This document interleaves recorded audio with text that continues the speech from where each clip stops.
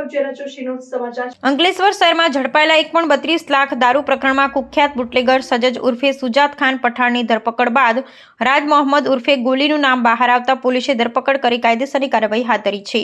બનાવની વિગતો અનુસાર ગત 9મી સપ્ટેમ્બરના રોજ અંકલેશ્વર શહેર એ ડિવિઝન પોલીસ મથકના પીઆઈ પીજી ચાવડા અને ટીમ પેટ્રોલિંગમાં હતી। તે દરમિયાન ચોક્કસ માહિતી મળી હતી કે કાગદીવાડ ખાતે કુખ્યાત બુટલેગર સુજાન ખાન ઉર્ફે સજ્જુ પઠાણ અને તુફેલ સલીમ મલેકે ઉમરવાડા રોડ પર આવેલ પર્લ રેસિડેન્સી 1.27 લાખના દારૂનો જથ્થો સંતાડ્યો હોવાની માહિતી આધારે ઝડપી પાડ્યો હતો।